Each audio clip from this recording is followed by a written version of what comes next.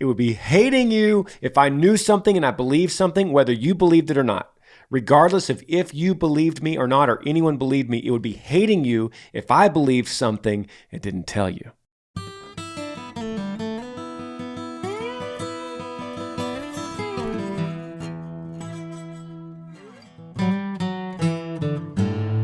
Welcome back to the podcast. Welcome to the first podcast of 2023. Happy New Year. Happy New Year. It's crazy that people will be listening to this hopefully years from now and they're going to be like, wow, 2023, this is so old. But it's the first one that we're doing in the new year. And well, I mean, this is episode number 169. 69, dude. You've done 169 of these things. Yeah. You are getting old. So that's a long time of doing these things, man. It is crazy. It's for real. And this is Bernie Calcote. He's been a guest on this podcast, probably 50 of those, 40 of those. I have no idea. That. We'd have to count it up. But one of my favorite guests, I always hesitate to say my favorite guest because, I got brothers and Pastor Chad. Gotta love those guys too. Yeah, for sure. Well, it's an honor to be here, guys. Love you, love your fans, and love the opportunity just to sit and chat like we're driving down the road in a pickup talking about life. That's exactly what we do. We answer your questions. If you have a question, email grangersmithpodcast@gmail.com, and we'll just get to it. We'll talk about it, long form, not always right about everything, but we'll talk about it like we're just buddies. We'll talk about it like we're right, but it doesn't necessarily mean we are. All right, first question here. I'm going to hit this one right here. I just randomly hit this in the inbox. It says, is it worth it? Email says, hey, Granger, my name is Brady. I'm from a small town called Guilford, Indiana, near Lawrenceburg, Indiana, where you played a show not too long ago. First off, I want to say I listen to the podcast every Monday while I'm at work, and it's helped me through a lot. I'm 17. I'm a senior in high school. I enlisted in the Army back in March. When I was enlisted, I was in a relationship that I recently ended after a year and a half. The reason I broke it off was because she was worried that she was going to cheat on me when I leave for basic training in June of 2023 and won't be back until December of 2023. Sorry for kind of chuckling there. My question is it worth getting into another relationship before basic, or should I wait till after? I started talking to my biggest high school crush, but I'm not sure what she thinks about me. I've tried talking to God about this, but God never answered the phone. Just kidding. He said, but I haven't found an answer. Any advice is appreciated. Bernie, before you say anything, I'm switching this. I'm making this question come from Boston, your son, who is 12. Okay. We did this on the last episode. Now, Boston is now Brady. Yeah. This is 5 years from now. Yeah. He's going into the Army. He says, Dad, I just got out of this relationship. The girl dumped me. And I'm wondering, Dad, should I get into another relationship right now or just wait till I go to basic training? Okay, Boston. Whenever you were first telling me this, it sounded like y'all broke up because she was afraid she was going to cheat on you when you were gone for basic training. Is that right? Yeah, but that's another girl. Okay. But you're not with her anymore. No, she's gone. Okay, just making sure. Yeah. Because we had to take care of that first. Yeah. Son, I love you, and ultimately I'm going to support you no matter what. But I hope that you just can be 17 and you're about to leave, and let's go like kick the soccer ball around and go fishing and like play with your family, and like there's going to be many girls down the road, and you're going to meet people in the military that you click with and have those opportunities. But for now, I would just like say, nah. Yeah. And if you knew, I understand like putting this in the context of my son, but like, Boston, this is the last conversation he's going to have with me. He's going to be like, Dad, I'm ready for the military. I'm focused. Yeah. I'm not getting distracted by anything. So yeah, Brady, the unanimous answer from me and Bernie and every single person listening and all of your friends and your parents and everyone around you is no, you should not get into a relationship before basic training, especially for what it sounds like just to get into a relationship. You sound like someone that's like, well, I need to check a box. Like I'm supposed to be in a relationship. Should I check that box now or wait till after? Yeah, you sound like somebody that's 17. And Right. we were 17 and we were so dumb. And I'm not saying you are.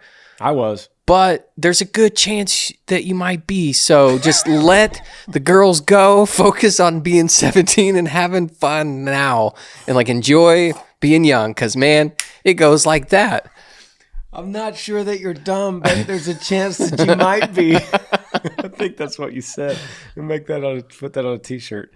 All right, yeah, Brady, no, stay single, go into the Army. Now, here's the thing. It's the last thing I'll say before we beat this dead horse. In the Army, especially if you deploy, you're going to start feeling lonely. And you're going to start thinking about this high school girl. And she's going to get prettier in your mind and prettier and cooler and nicer and sweeter until she's like the greatest girl on the planet Earth, okay? Just know that going in, that you're going to feel loneliness. You're going to feel like you need somebody. But man, seek wise counsel of guys in the Army ahead of you.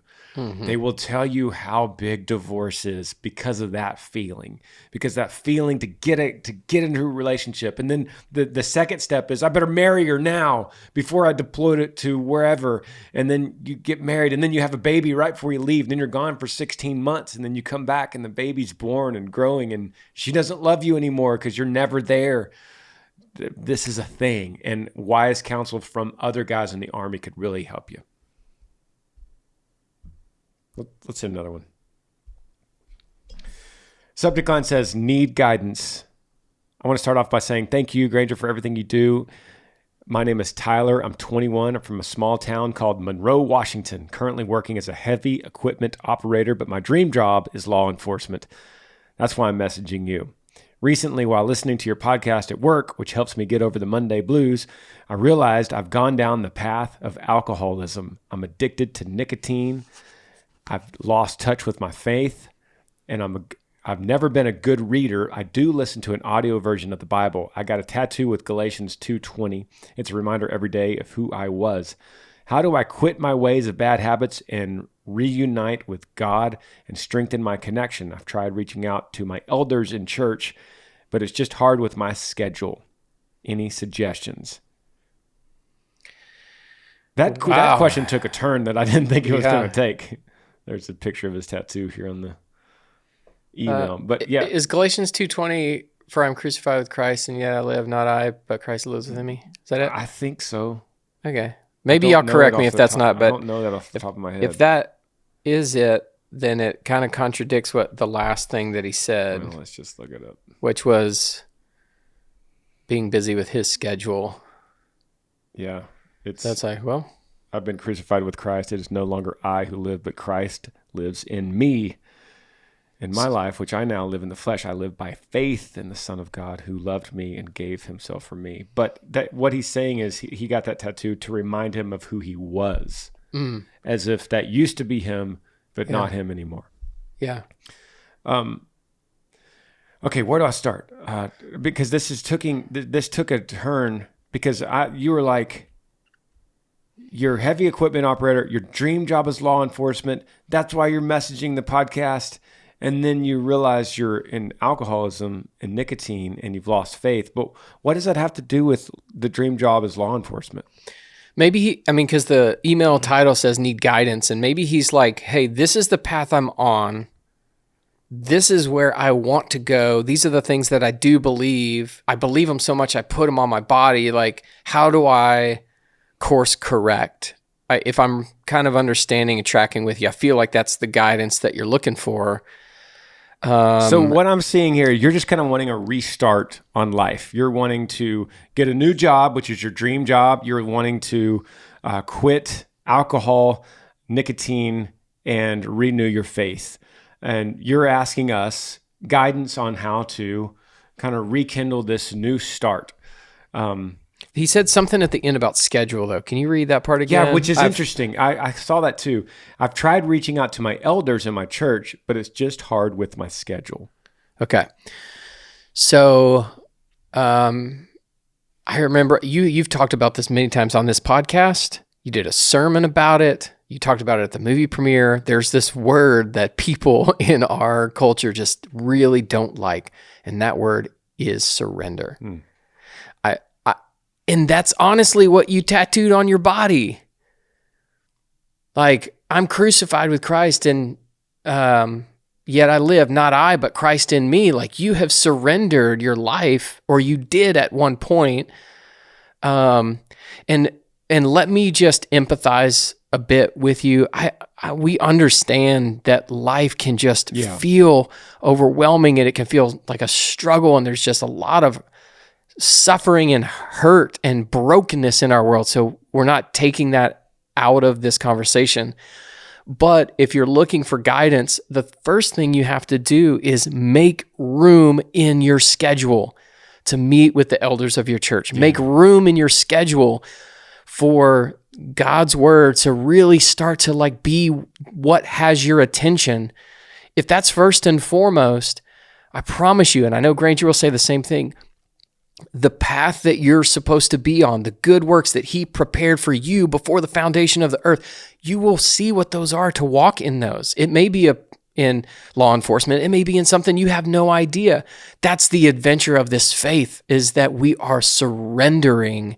I think there's a lack of surrender. I think when that comes in, you're going to have to look into also some therapy, some substance abuse support. There's some counseling and other support that you're going to need. But I really think that it comes down to that word of surrender, which is, it kind of makes us cringe a little bit. But I think that's where this is going to start for this fellow. Yeah. And so I want to kind of break this down, take a little time on this question with you, because I think a lot of people listening there's probably at least one or two things in here that they could relate to.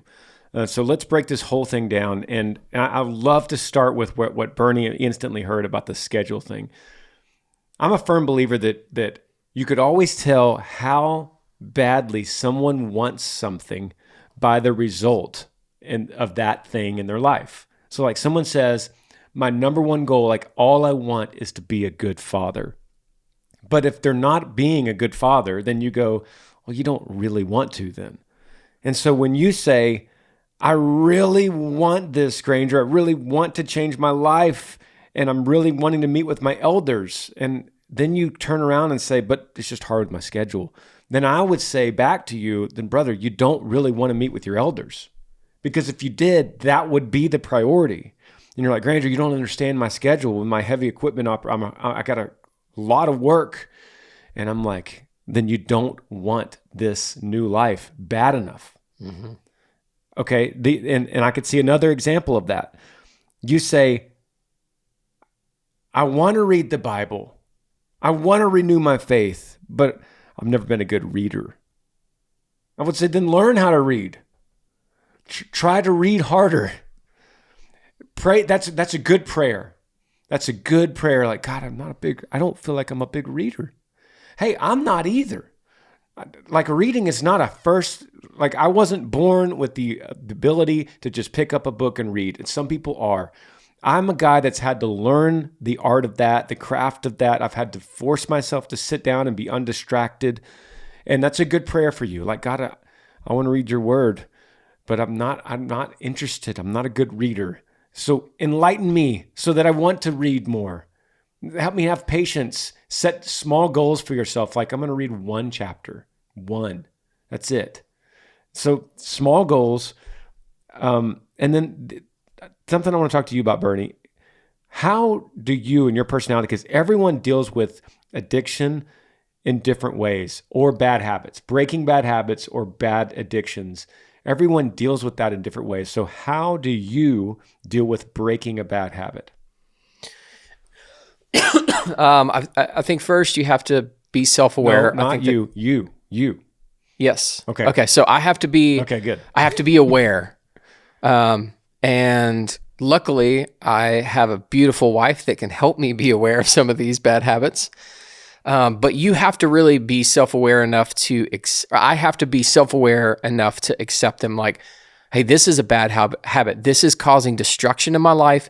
It's not healthy. It's not biblical. It's not beneficial. And I have to have that conviction. So conviction has to be the first thing for me. that this has to change. I think that if I have, like, let's just say flossing. Okay. That was something I never did. Dentist said, you need to do this.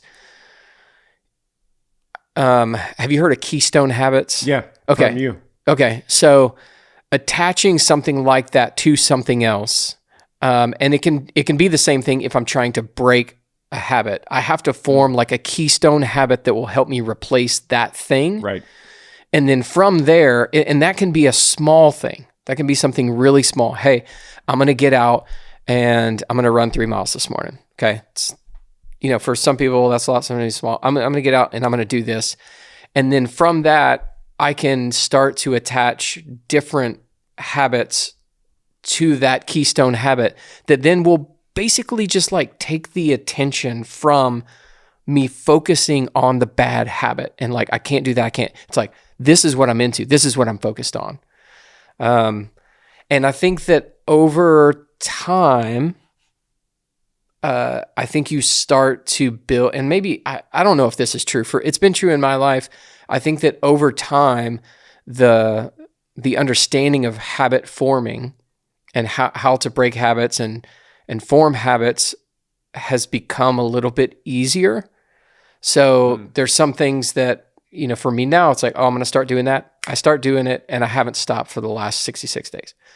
But cold turkey. If you would have asked me that, 10 years ago, there's no way. So it's like you've always said, you have to start with small goals and then just kind of build and build and build. So, yeah. So being aware of it, that's first. Let me tell you something. And Tyler, the alcohol, especially down the path of alcoholism, that sounds like you're pretty consistent with it. That's going to lead to a lot of bad things.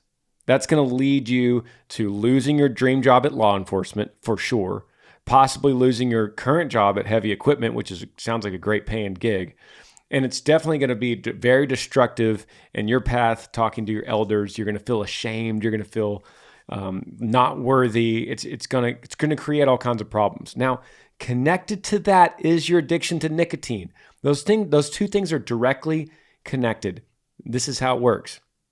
Either one's going to spur the other. So either your nicotine, when you're having your fix, cigarettes, vape, or chew, you're going to think to yourself, I need a drink. I'm a little edgy. I need a drink to just calm things down. And the same works the other way. You're going to have a few drinks and you go, I need a dip. I've got a few drinks in me. I'm going to have a dip. So those two things are connected. You're going to have to attack one or the other. The reason I asked Bernie that question is because I like cold turkey, but it takes, I don't mean to sound self-righteous at all, but it takes self-discipline to just be like, I'm not touching it. Now, Bernie's on a great point that you need to replace it with something. And so the alcohol, you could replace it with Dr. Pepper. It's not a good alternative because it's got so much sugar in it, but it's something, or Coke Zero, or something that's liquid that you drink. You could do that. Somebody would suggest you avoid places with alcohol. So you're not going to go eat at the bar at Chili's. When the bartender's like, you want anything to drink? And it's right there. It's like, might as well. So you're going to avoid those kind of places. You're going to avoid people that are socially drinking with you. So it's like, hey, Tyler, same drink we always have together, buddy. It's much more difficult to be like, actually, I'm trying to slow down on alcohol. It's like, come on, man, just this once. It's harder. So you got to set those boundaries at the very beginning. Then the nicotine thing is much easier. And I actually went through this recently. I was doing those Velo pouches because that's what it ended up being for me, which is nicotine. And I was thinking with it. It helped my brain. It helped me with doing radio. Until I realized, like, this can't, it says on the box, like, not going to cause cancer or whatever, but I was just thinking, this got to be bad for me. Like, this can't be good for me. No one really knows what this stuff's doing. So I decided a while back that I'm just going to completely stop. And once again, it was a cold turkey thing. Now, how do I help myself with cold turkey? I threw away everything in my house, in my car, in my bus that was those pouches so that I wouldn't have an idea that I might want to grab another one. Then I replaced it instantly with gum. So I started chewing like watermelon gum. And every time I had a feeling like I want one of those pouches, I popped a piece of gum. And over time, I think they say like 21 days, you could break a habit like that. And when you break that, the alcohol habit is going to follow if you're staying away. So this is a really long answer, but I think it's important for a lot of people to hear that you don't have to take everything at once and just go, I'm going to meet with my elders. I'm going to renew my faith. I'm going to read my Bible. I'm going to quit cigarettes and vape and chew, and I'm going to stop drinking. Like, that's too much. You can't do it. So start small. Go to the gas station today and get you some watermelon bubble gum. Mm-hmm. And go, okay, here we go. Tiny, tiny steps. Aim low. And the next time you want a cigarette, put in that watermelon bubble gum. It's a tiny step, but that's a small victory. And these small victories will build the confidence up. Your buddy calls and says, hey, you want to eat at Chili's? And you go, I'll go, but I'm getting a booth in the back. I'm not sitting at the bar like I did. Why?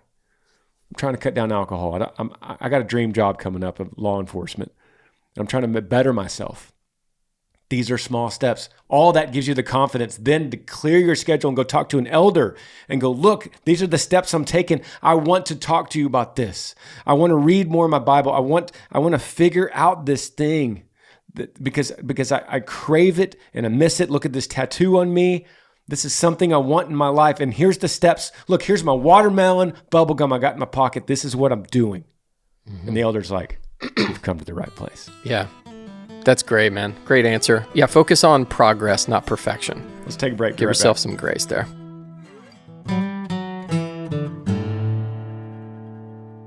Welcome to 2023, y'all, the very first podcast of the year. Hey, thank you so much for supporting me, Granger, in all these years of the podcast, the people that have listened the longest and the people that are brand new to it and have seen it evolve over time. Thank you so much. If you have suggestions on what you want to see this podcast do in 2023, hit me up on Instagram. Go to my latest post and say, hey, man, just listen to your podcast, and I got some ideas for you for 2023. You want me to keep on answering your questions? You want to hear more guests? I'd love to hear your ideas. And once again, just thank you so much for being a part of this journey with me. Back to the podcast. All right, we're back. Pulling up another email. If you want to email me, by the way, email grangersmithpodcast@gmail.com. Got my great buddy, Bernie Calcote, a long-time guest on this podcast. I'll be here many times in 2023, Lord willing. Yep. I'll hold you to it. All right, next question. Subject line, religion. That word. The ominous word of religion. It says, please withhold my last name from anything online. Peter, I'm 34. I'm from Maine. Good morning. Prior to 2020, I hadn't really been very religious. My mother's always said I'm an Anglo-Catholic, but I never went to church unless it was a wedding or a funeral. After 2020, I just had a strong feeling of a needing to be part of a faith or a community. I've taken some silly "what is your religion" test online, but none of the answers are consistent. How would you find which religion best suits you? Thank you, Peter. Oh, Peter, great question, bro. I'm so glad you came to this podcast with your question and with your name, Peter. 34. Shout out to Maine. I think it's a great question, and I don't know if you're going to expect what me and Bernie are going to say, but either way, I don't even know what I'm going to say, so you go first. I just hope you're listening. And first of all, let's define religion, okay? And we'll explain your longing for it. And ironically, what you said, I just have a strong feeling to be part of a faith or a community. And that's just, man, that's such human nature. We are just community creatures. We crave family and community and friends and common common ideas and common hopes and common dreams and common enemies, and because we're tribal, and we always have divided up into tribes. We've always done that since the beginning. That's just the way that we're created. And so we not only like common dreams and hopes and aspirations and missions and battles, but we also like common enemies and common adversaries and common things that we like to avoid, because we just we're pack animals, we're tribal creatures. And so what you're saying is normal. I'm affirming what you're feeling is normal. It's not strange. This completely rebukes evolution, because no evolved creature, an accident, pond scum, would have this strange need to be in community and to want something, like some people say, a higher power, or something that we could worship, because we're just made to worship something, whether it's Elvis or aliens or Donald Trump or a god or a golden calf or a Tom Cruise. We're just, or a soccer player, as we've seen. That's recently. A wide range of I'm idols. just thinking of everything. I'm thinking of everything. Or AI, or Armageddon, or zombies. We just want something to worship, and we crave it, and everyone worships something or wants to, whether they admit it or not. You just a small diagnosis of any human on the planet. Oh yeah, they're worshiping something. Mm-hmm. So you're normal. Welcome to the crew. You are human. We've checked your pulse. Now let's dive into what is religion. Well, religion is man-made, and it is the way that we come together to worship something, and we create a way for us to honorably worship that thing, whether it's a World Cup soccer game, and let's all wear these clothes, and let's do this hand signal, and let's chant this, and then we'll do, we'll all get together and we'll build this statue and we'll do this. That's essentially religion. What I'm trying to do my best at separating a relationship with Jesus Christ from everything else that I've been saying for the last 3 or 4 minutes. Religion, worshiping, higher power, the man upstairs, aliens, God, a lowercase g God. I'm trying to separate all that from the only way, the way that you were intended to worship, the way that you created to love and yearn and adore and have joy and have hope in, is your creator. The only thing, the only entity, the only being that you need to worship is the one that made you with the desire to worship. Mm-hmm. Yeah, that's good. So all those first things that you listed, I think here, this is what I'm kind of hearing from you. All of those things that you first listed are really focused on making us happy. Yes.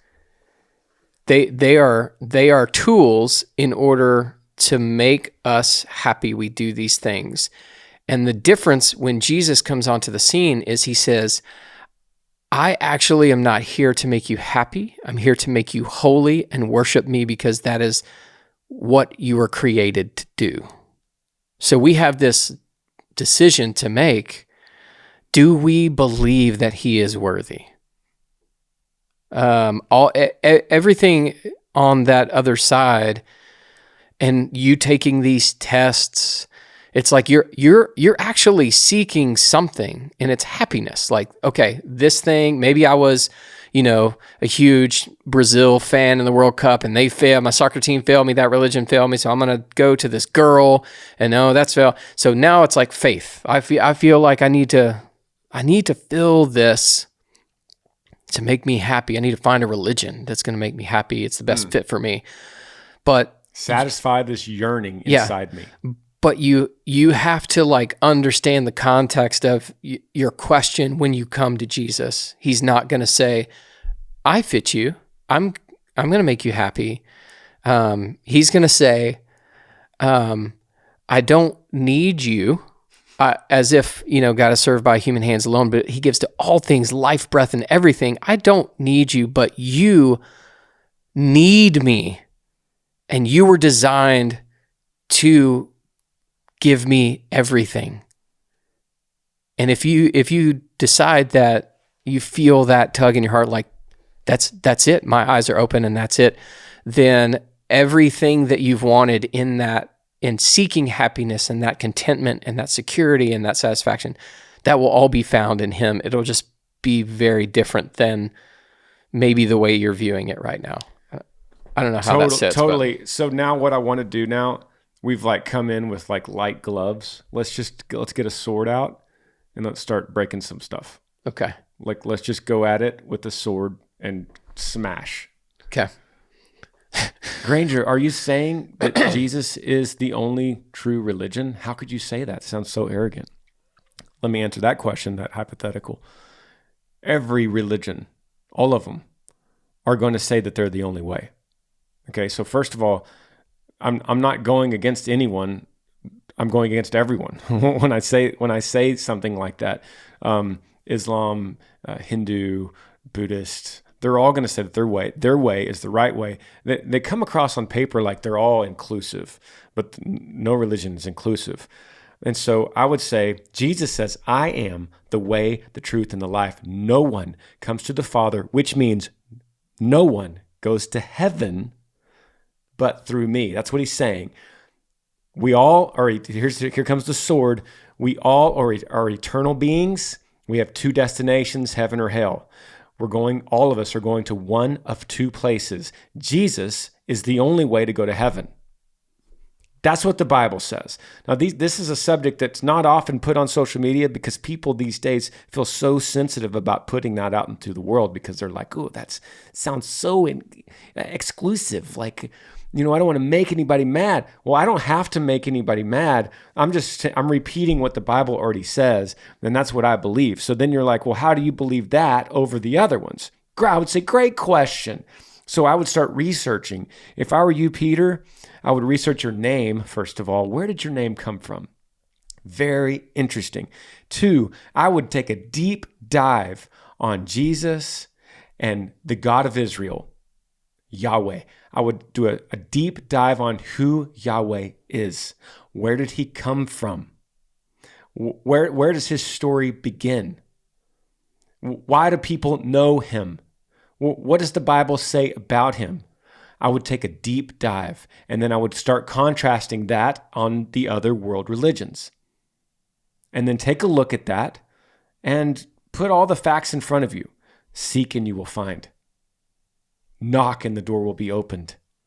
But Jesus, you need to know he's not including everyone. He's saying, "I am very exclusive. You have to come to me. You have to come through me. You have to ask from me. No one else will get in. I am the door. I am the way." What way? What way to heaven? Me, through me. That's what he says. So you could tell as I'm building your question, this is much more than what religion should make us happy, like Bernie said. Yeah, I'm going to use a line from one of your songs, and forgive me, I don't remember which one it is, but if it comes easy, it won't last. Oh, shoot. Now I had it in my head. Okay. What's the line say? It's basically the inverse of that. Yeah. It's if it comes easy, it won't last. And if it lasts, it don't come easy. That's it. Yeah. Okay. So what he's talking about, I swear I'm a fan, dude. So what you're talking about is not easy. If you're looking for a computer system to tell you which religion, which seems very easy, it's not going to last. Whatever you're going to come up with, even if it's Christianity or whatever, it's just not going to last. Like what Granger is asking of you is to give you something that will last. And so just know that it's not going to come easy, but if you really want this, I just challenge you to do what he's saying. Like, dig into this. Yeah. Like, this is actually eternity for you. So it's worth your time. It's a great way to start 2023 with this kind of question. Just in case any of you guys wonder why I do this, in case you wonder why Bernie drives an hour during the middle of his day on a busy day when he has stuff to do, why he drives over here to this podcast, and why I do it every single Monday. It's not because it's a job or a career or a platform builder or a fan grab. I'm trying to tell you, Peter, that when you ask about religion, I'm trying to tell you what the Bible really says inside this book.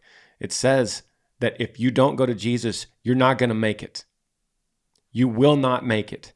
This is life or death. It's not happiness or sadness. This isn't a pick-me-up. This is life or death. So I get on here in this podcast and I say stuff like this and I lace it with a lot of questions about relationships. But the true fact of the matter is, I want you to know desperately the difference between life and death is Jesus. Mm-hmm.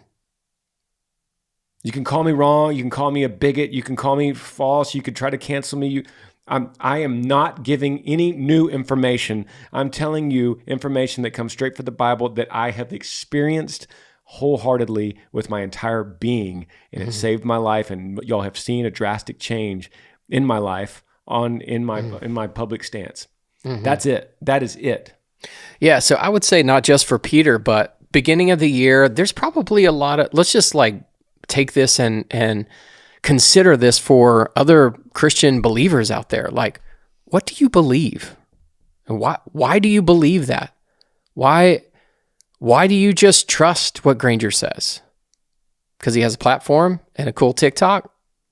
Why do you just believe what the pastor at your church says? Like, I promise you, there's so much more to seek and you will find than, oh, I just found Jesus and he's it now. No, the depths of this, we haven't even scratched the surface. I feel like the older I get, I realize I know nothing. Like, I know nothing. Yeah. I am constantly wrestling with, well, why do I believe that? Where did that come from? What history does that have behind it? Like, what authority was that under? Like, this is a good time to wrestle with those things. And I promise you, I mean, the name God's chosen people, Israel, means to wrestle with God. Like, guys, what if this is a year you just wrestle?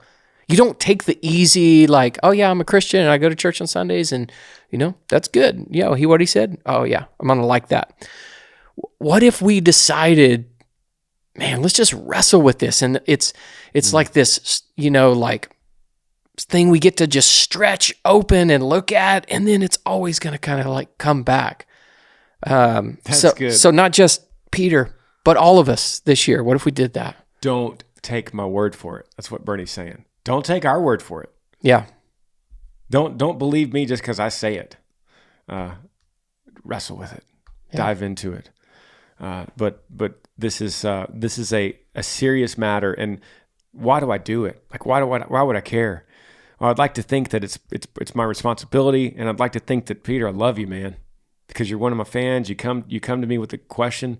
And it would be hate. It would be hating you if I knew something and I believed something, whether you believed it or not. Regardless of if you believed me or not, or anyone believed me, it would be hating you if I believed something and didn't tell you. Right? That's it. That's good, man. You should be a preacher one day. All right, let's hit another one here. My husband stays silent. Hey, Granger and friend, or just Granger. You lucky you got a friend. Please keep me anonymous. I'm from the great state of Utah. My husband and I have been married for 3 years. We have 3 kids. So far, it's been ups and downs and the twists and turns that are expected. My thought and question is this. When I'm going through a hard time or just talking about things that are hard on me, my husband stays silent. There's no sympathy, empathy, or just a damn hug.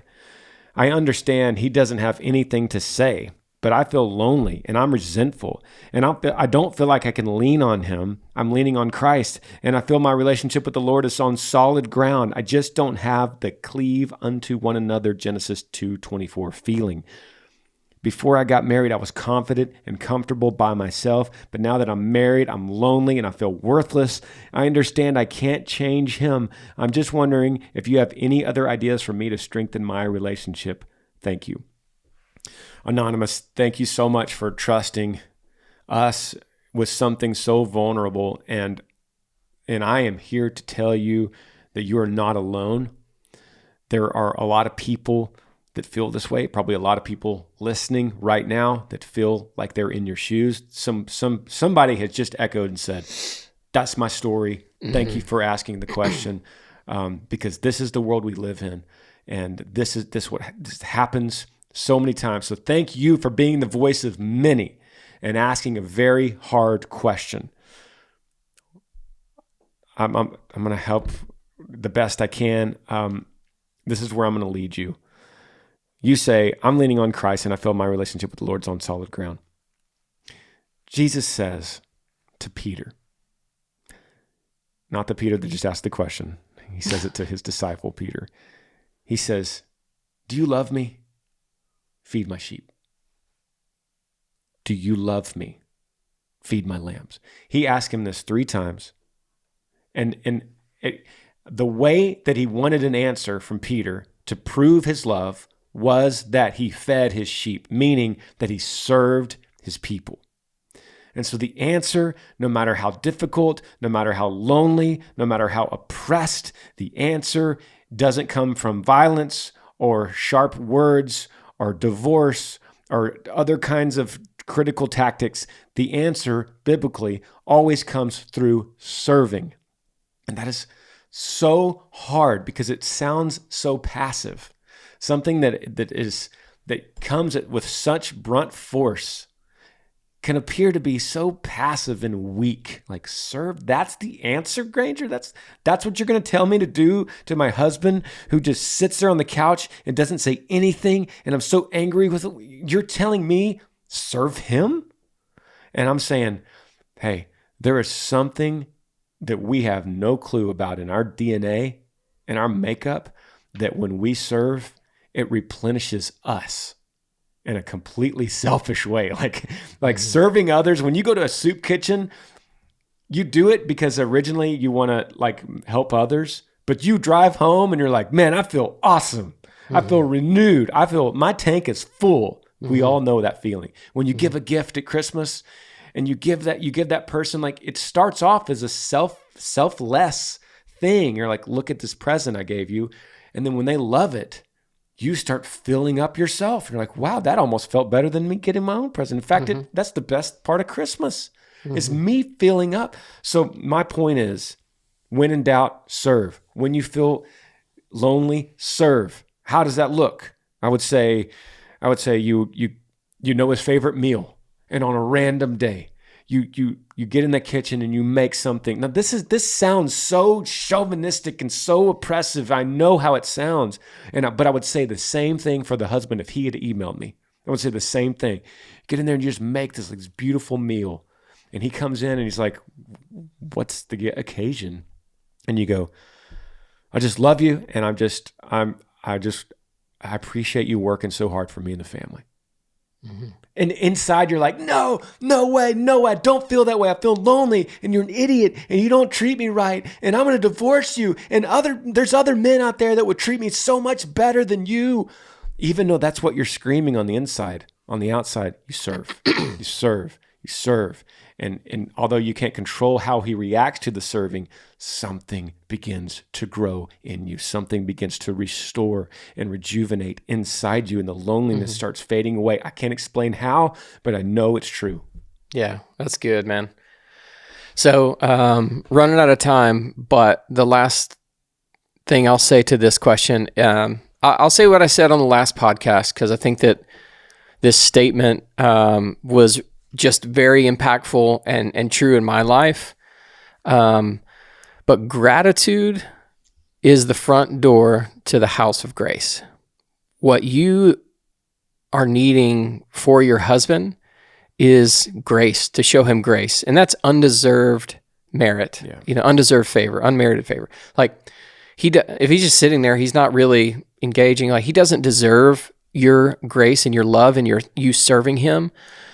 But if you can somehow, when those thoughts of resentment or bitterness or whatever those come in, if you can just somehow in your mind change the channel and switch those to gratitude and just go focus your attention back on some great time that you guys had together, some awesome time that he served you or made you feel loved or did listen to you, and go back there, it's going to like change the way that you start to respond to him with grace. You're able to serve him and really feel it's genuine, and there's just a lot of grace there. The last thing I'll say is just very practically, my wife and I did this. I'm sure that wherever you are, there is some local church that's offering a program called Re-Engage. If you could somehow get your husband to commit to do this, it's pretty awesome. It definitely changed Leslie and I's marriage for sure. And we had a pretty strong foundation, but it's for anybody in this kind of situation, in really dire situations. A 9 out of 10 doesn't matter. You're going to start to like unpack reasons why he can't empathize, why he can't listen and respond in a way you want. It may not be about you. You're kind of making it about you. Yeah. There may be things about him that you don't know because you've never dove into his childhood. So if you can find, and in this for anybody out there, we highly recommend this. If you can find a Re-Engage to get a part of, you will know and understand your spouse so much better. And hopefully that will be able to, create better, healthy environments for everybody. What they're going to tell you is you write both of your name and your spouse's name on a piece of paper. You circle your name, and then you spend the next 16 weeks working on the people inside the circle only. So if you go into it with that, maybe that can help your relationship. That was your question. So that's so good. And I'm so sorry, Anonymous. I wish that I hate this for you. I hate what you're going through. I wish it wasn't this way. I wish that so many people listening weren't going through this. But I could just say, just hang on, hang in there. This is a season, and the season's going to pass. The answer is not divorce. The answer is not somebody else. The answer is staying there, gratitude, loving him, serving him, regardless of how he responds to it. That's right. And I want to say for the third time, this is not about some kind of strange chauvinism. I would say the same thing to the man. If a man had emailed, I would say the same thing about him getting in there and making the meal and serving. I would say the same thing regardless of man or woman. We should serve each other. We should serve our kids. I would say it's the same answer if you have a friend you're going through this with, or a parent, a dad, a mother, a child, a sibling. The same thing. I would just say serve them selflessly. And although it might be difficult at first, you feel this growing tank as you start growing with gratitude, and it just starts spilling over. And then that breaks the curse, that breaks the bond of whatever he's going through. And he starts coming out of his shell because he's like, I can't deal with all this gratitude. This is amazing. I got to come out of my shell here. Mm-hmm. But somebody's got to break it. If you nag him, if you ask him why he's so quiet, if you ask him why he's not a better husband, if you make examples of other people that are better than him, it does not make it better. It just gets worse. Yep. Love you guys. See y'all next time. See you next Monday. Yee. Thanks for joining me on the Granger Smith Podcast. I appreciate all of you guys. You could help me out by rating this podcast on iTunes. If you're on YouTube, subscribe to this channel, hit that little like button and the notifications bell so that you never miss any time I upload a video. If you have a question for me that you would like me to answer, email grangersmithpodcast@gmail.com. Yee.